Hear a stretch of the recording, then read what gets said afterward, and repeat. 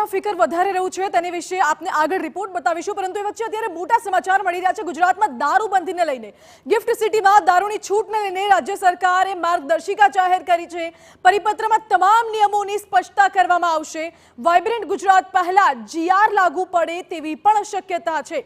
28 ડિસેમ્બરની આસપાસ પરિપત્ર બહાર પડાય તેવી સંભાવના અત્યારે જોવાઈ રહી છે। ગિફ્ટ સિટીમાં પરવાનગી અપાયેલી હોટલમાં જ દારૂનું સેવન કરી શકાશે। સાથે જ ગિફ્ટ સિટીની બહાર કોઈ દારૂ પીધેલી હાલતમાં પકડાશે તો નશાબંધીના નિયમો લાગુ પડશે। સરકારે માર્ગદર્શિકા જાહેર કરી છે, જેમાં અનેક ધારાધોરણ મુજબ નીતિ નિયમો પણ જાહેર કરવામાં આવશે અને એ નીતિ નિયમોનું પાલન કરવું પણ અનિવાર્ય રહેશે।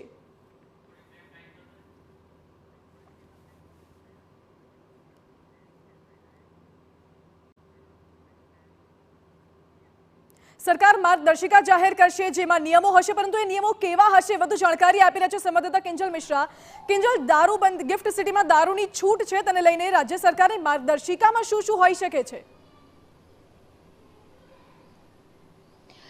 देखो, जीआर कोईपण गई काले जे छे ते जाहेरात थई छे के तेनी अंदर गिफ्ट सिटी में आ प्रकारना जे चेन्जीस छे ते करवामां आवशे, ते प्रकारनी वात करवामां आवी छे। वाइन एंड डाइन नो जे कॉन्सेप्ट छे ते गिफ्ट सिटी में आवशे, ते प्रकारनी जे जाहेरात छे ते थई छे। परंतु कोईपण जाहेरातने युटिलाइज करवा माटे तेनी माटे जीआर करवो ए खूब जरूरी होय छे। ज्यां सुधी जीआर नथी बनतो त्यां सुधी कोईपण प्रकारनी जे जाहेरात छे ते वास्तविकतामां ते वर्कआउट થઈ શકતી નથી।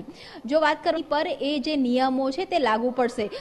અત્યારે એક જે મહત્વપૂર્ણ માહિતી મળી રહી છે તે પ્રમાણેની છે કે વાઇબ્રન્ટ ગુજરાત પહેલા આ જે જીઆર છે તે લાગુ પડી શકે છે, એટલે તેનો જે ફાયદો જે આંતરરાષ્ટ્રીય મહેમાનો આવતા હોય છે, હાલાકી જે આંતરરાષ્ટ્રીય લોકો ગુજરાતમાં આવતા હોય છે અને ખાસ કરીને જે ડેલિગેશન આવતું હોય છે તેમની પાસે પોતાની પણ એક લીકર પરમિશન રહેતી હોય છે। તે 5 દિવસ કે 7 દિવસની લીકર પરમિશન પોતાની સાથે લઈને આવતા હોય છે।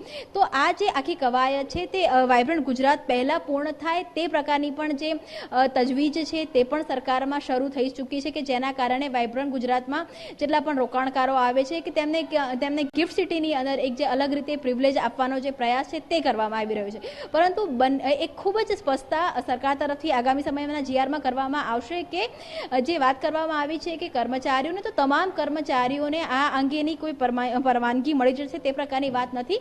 જે પણ નેશનલ અને इंटरनेशनल कंपनीओ छे के जे त्यां काम करी रही छे तेमना जे कर्मचारीओ छे तेमने जरूरियात मुजबनी परवानगी छे ते आपवामां आवशे। आ जे परमिट छे ते ट्रांसफर पण नहीं करी शकाय अने तेनी साथे ज्यारे गिफ्ट सिटी थी बहार निकळवामां आवे छे त्यारे जे नियमो गुजरातनी अंदर दारूबंधीना लागू पड़ता होय छे ते नाम लागू पड़शे। એટલે કે બે સ્પષ્ટતા ખૂબ જ આગામી સમયના જીઆરમાં જોવા મળશે કે ગિફ્ટ સિટીના વાઇન એન્ડ ડાઇન સેન્ટરમાં દારૂના સેવનની જે છૂટ છે તે આપવામાં આવી છે, परंतु दारूना सेवन कर्या बाद जो आप गिफ्ट सिटी बहार निकलो छो अने जो कोईपण प्रकारे आपने पोलीस पकड़े छे तो जे नियम सामान्य माणसने लागू पड़तो होय छे ते ज नियम ते व्यक्तिओने पण लागू पड़शे, सिवाय के ते आंतरराष्ट्रीय डेलिगेशनना लोको होय के विदेशी मुसाफरो होय के वाइब्रंटने लईने केटलाक जे टीम अहींया आवती हशे के जे सतत बिजनेस मीटने लईने सतत जे जेनी पासे परमिशन हशे तेना सिवायनी माटेना जे नियमो छे ते तमामने लागू पड़शे। एटले जीआर ए करवो ए खूब ज महत्वपूर्ण होय छे अने एवुं मानवामां आवी रह्युं छे के 28 डिसेम्बरनी आसपास आ जीआर थई शके छे, केम के 9, 10, 11 तारीख छे ए वाइब्रंट गुजरात छे। जो 28 तारीखनी आसपास जीआर बहार पाडवामां आवे तो त्यारबाद जे वात करवामां आवी रही छे गिफ्ट सिटीने लईने वाइन एंड डाइन एरियानी ते युटिलाइज थई शके ए शक्यता छे। पर सुधीना सौथी महत्वना समाचार के जीआर माटेनी कवायत छे ते शरू थई चूकी छे। वाइब्रंट गुजरात पहेला आ जीआर आवी शके छे ने 28 डिसेम्बरनी आसपास डिटेलमां जे जीआर छे ते आवशे अने त्यारबाद ज केम के आप जुओ कि अमदावादनी अंदर एक जाहेरात करवामां आवी छे सीपी द्वारा के जे पण व्यक्ति दारूनी हालतमां पकड़ाशे, जे पोलीस पकड़शे तेने 200 रुपया पोलीसने ते इनाम छे ते आपवामां आवशे। એટલે અત્યારે ગુજરાતની અંદર અનેક જે બાબતો છે દારૂબંધીને લઈને એ અનેક સવાલો પણ થઈ રહ્યા છે। સરકાર તરફથી ખૂબ સ્પષ્ટતાથી અત્યારે પણ કહેવામાં આવી રહ્યું છે, ઋષિકેશ પટેલ હોય કે રાઘવજી પટેલ હોય કે અલ્પેશ ઠાકોર હોય, પરંતુ જે સત્તાવાર વાત જે છે ગૃહ મંત્રી તરફથી આવી જોઈએ કે પછી ગૃહ વિભાગ તરફથી આવી જોઈએ, હજુ સુધી ત્યાંથી હજી કોઈ વર્ઝન નથી આવ્યું, પરંતુ જે કવાયત ચાલી રહી છે, જે માહિતી TV9 ને મળી છે તે પ્રમાણે 28 ડિસેમ્બરની આસપાસ એકવાર GR બહાર પડશે, ત્યારબાદ અનેક મુદ્દાઓ પર સ્પષ્ટતા થઈ શકે છે. જી કિંજલ, સવાલ એ પણ ઉઠે છે કે આગામી સમયમાં હવે 31 ડિસેમ્બર નજીક આવી રહી છે, ઘણી બધી દારૂની બોટલો, દારૂ પાર્ટી પકડાતી હોય છે, ત્યારે સવાલ એ છે કે શું ગિફ્ટ સિટીની અંદર બહારના લોકો જઈને દારૂ પી શકે કે નહીં, અને ગિફ્ટ સિટીની અંદર કોને કોને દારૂની છૂટ આપવામાં આવી શકે છે?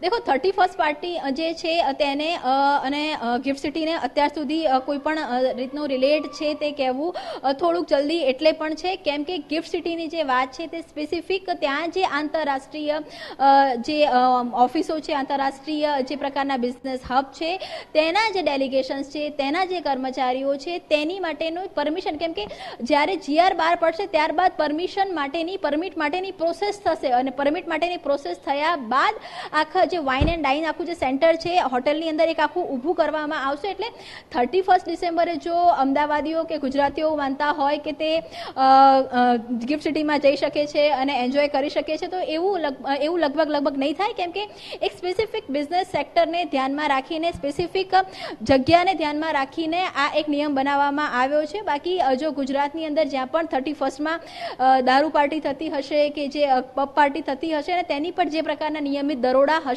તે દરોડા પાડવામાં આવશે, જે રેડ થશે રેડ કરવામાં આવશે, અને જે દંડ હશે તે દંડ કરવામાં આવશે. માત્ર અહીંયા સમજવાની જરૂર છે કે વાઇન એન્ડ ડાઇન સેન્ટરમાં દારૂનું સેવન એ સિલેક્ટેડ માસ માટેની વાત છે, સિલેક્ટેડ ક્લાસ માટેની વાત છે, આ માસ માટેની વાત નથી. ગુજરાતની અંદર જે દારૂબંધીના નિયમો છે તે સતત લાગુ પડતા રહેશે. જી કિંજલ, બિલકુલ આભાર આપનો સમગ્ર જાણકારી માટે.